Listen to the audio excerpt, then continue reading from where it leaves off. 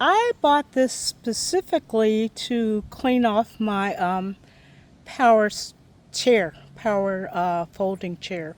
I use it a lot outside and I get a lot of debris on it. So this is cordless. It comes with a lot of attachments.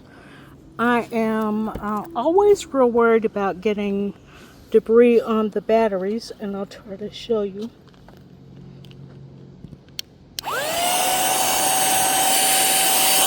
So it's good for small jobs.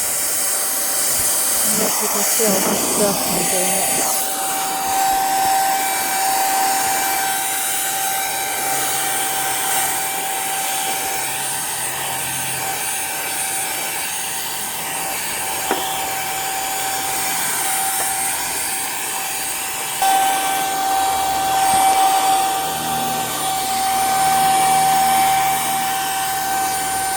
I'm always worried about getting dirt inside the batteries. So this really helps.